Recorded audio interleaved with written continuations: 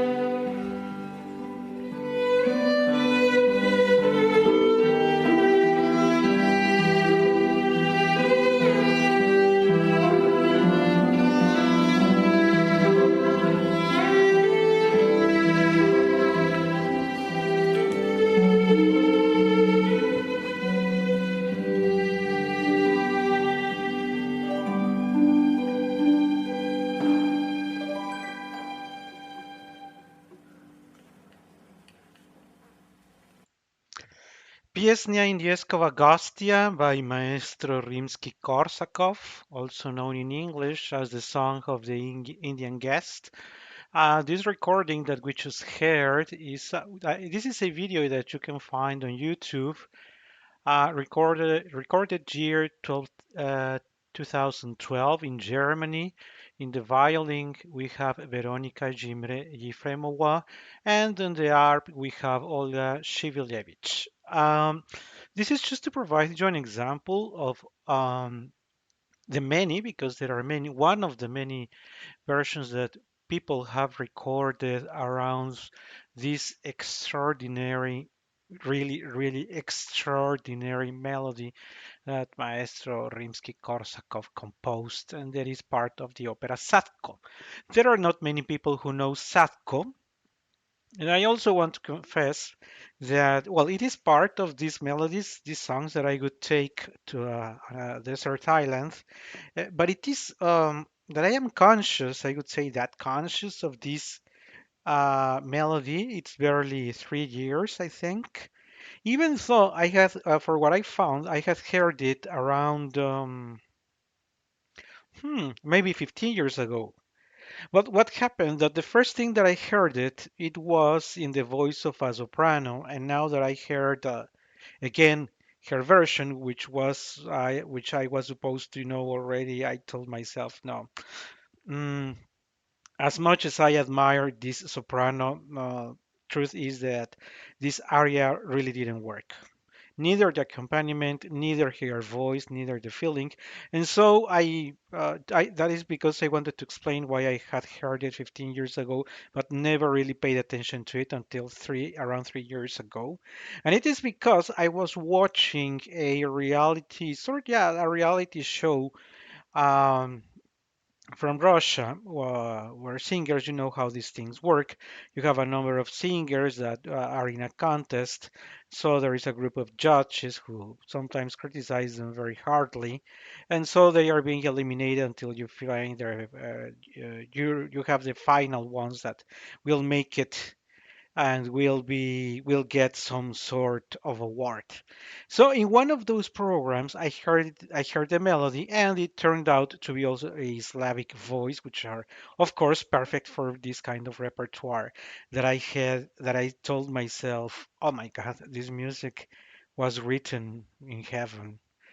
The melody is so charming that it immediately transports you in some sort of reality, to some sort of another plane of existence where you are captured by the melody, and it is like this 3 minutes, around 4 minutes that the melody lasts. It's like you are transported somewhere else.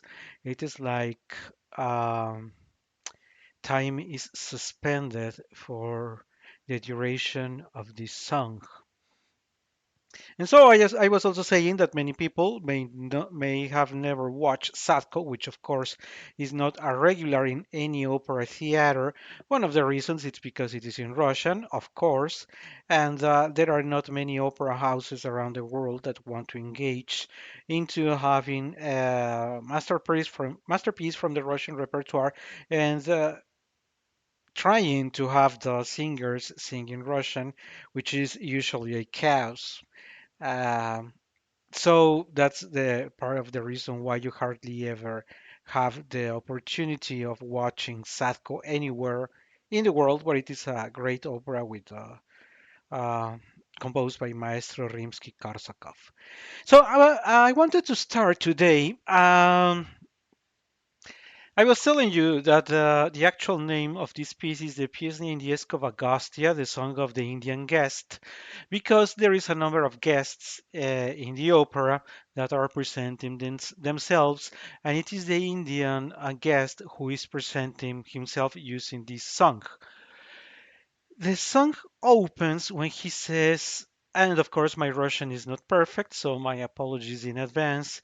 "Не исчез алмазов в каменных пещерах, не исчез жемчужин в море полуденном далеко и Indies чудес.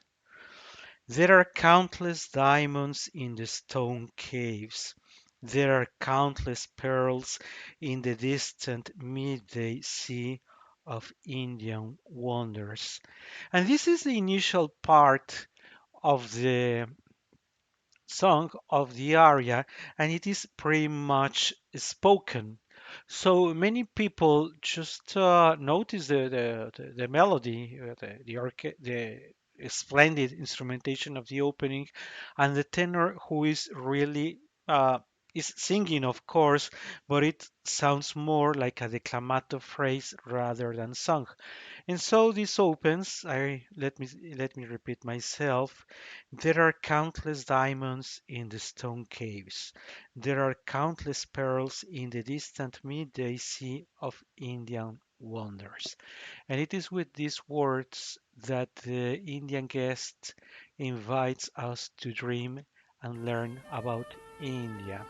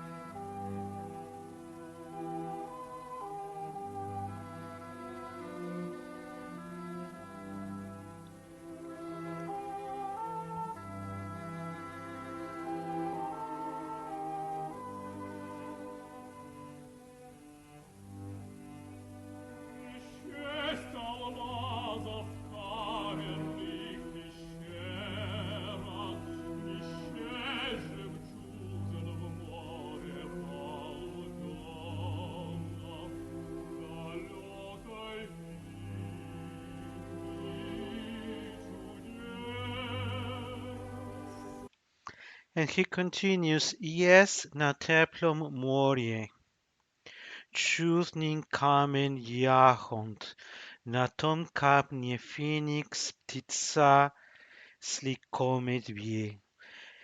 And there is a warm sea, wonderful jahon stones, and there is a phoenix on that stone, slick maiden bird. All songs are heavenly, and the description of this melody that we are going to hear, but I don't want to continue up to the end. Let's listen to this part.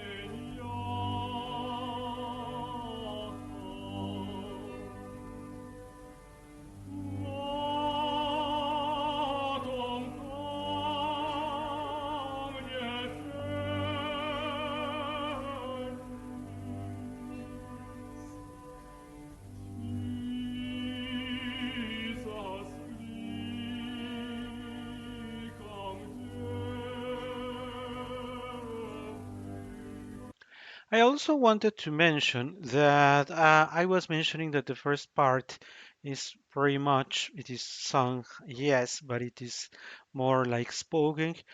Niszczy almasą kamieniem bicierak. And people are familiar with the opening, but what we just heard, and I haven't mentioned it, we are using a recording from the great tenor Leo Kuznetsov, of course, in this great opera Sadko.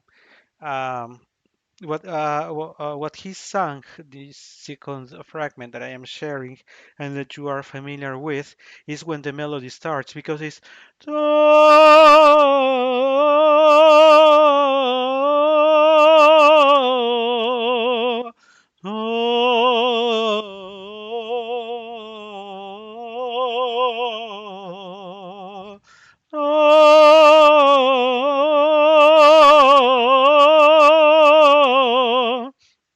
this melody is the melody that everybody has in his mind.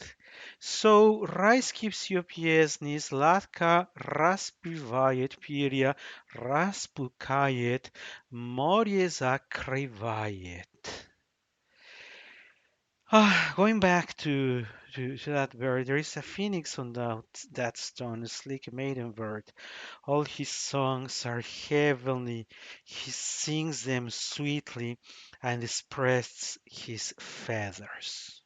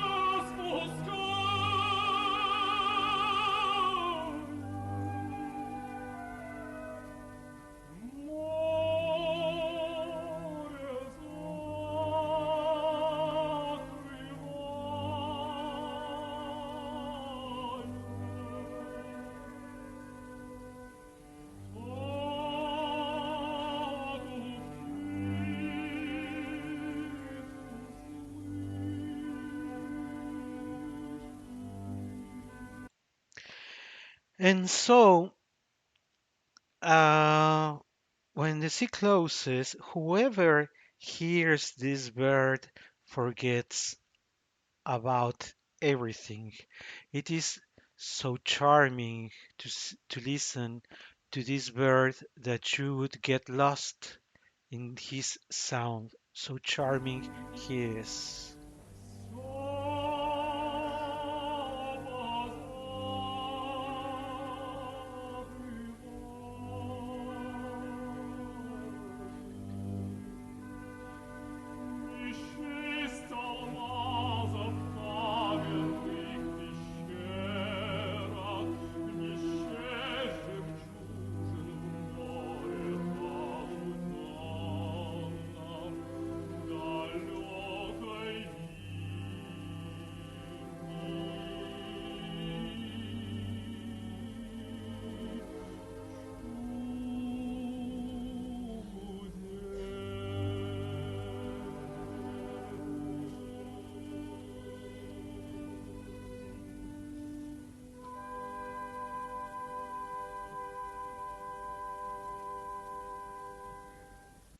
And there are more things that I would like to mention around this song. As you notice, it closes with exactly the same phrase as the it opens. There are countless diamonds in the stone caves, and there are countless pearls in the distant midday sea of Indian wonders. Niszczysta almasów i kamiennych pещерах, niszcie жемчужных морей, полуденном далеко и Indies studies. So it opens, wraps up with the same phrases, and in the middle, it opens with the melody that I shared earlier.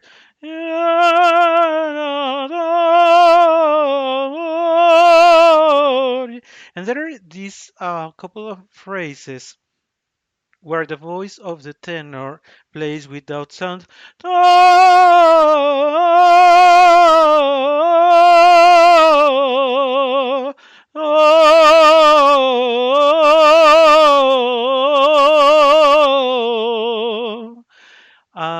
There is another part that, of course, we all find very lovely, and there is also a part that demands that the tenor, because I haven't mentioned it, but if you noticed, the tenor for pretty much the 90% of this song, of this aria, is not singing out loud.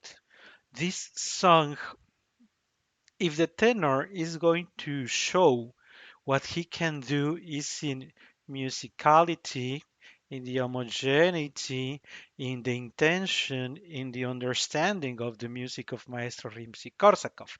But if you want to show off, well, you go for Turandot and show them that you can be a great Calaf, or go to Aida and show that you can be a great Radames. But if you're going to sing uh, this Piesny Nieskova Gostia, what you as a tenor need to show is something very, very different, much more elegant, much more delicate.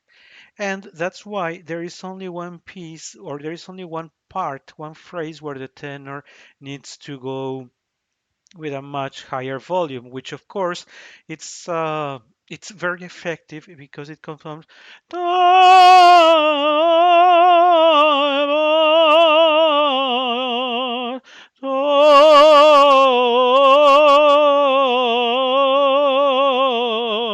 when the tenor is singing with these melodies, which at some point, for the people who don't know the melody, are not um, how can I say, maybe they do not keep them all in sequence, but they understand that they are part of the same flow of thoughts. The example that I wanted to share you, because that I was what I was explaining is that this is the only part where he goes higher. Sladko rozpiewuję,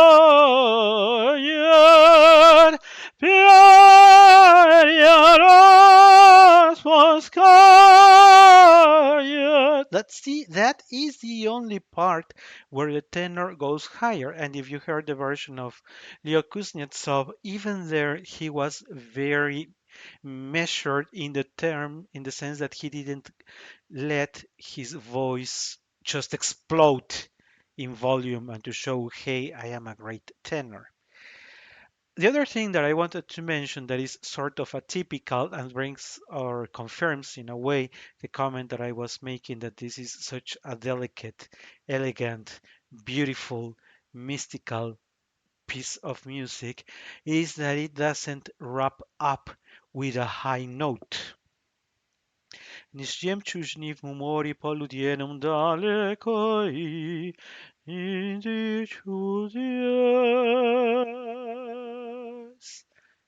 and that's it.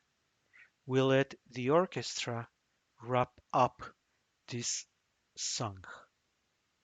No need to provide any excess of anything, and maybe that is why, of course, being in Russian, it is difficult for many singers who also have sung it in, tried it in French and Italian with very horrible results because you lose the effect of the tongue in which it was written, but also want to add a little more to what is not written, and you end up with results that are not very attractive. Of course, you can always have your preferred version. My preferred one is Nikolai Geda, the splendid tenor who was very active from the 50s and mainly up to the 80s of the past century. And of course, this version that we just had here from Liu Kuznetsov proves also that he's a great singer. And I would say, or I think that you would agree with me, that our trip to a desert island wouldn't be complete without this true masterpiece. You can follow our channel for the latest updates and more content. Opera will love singing, in just one word. Link in the description of the episode.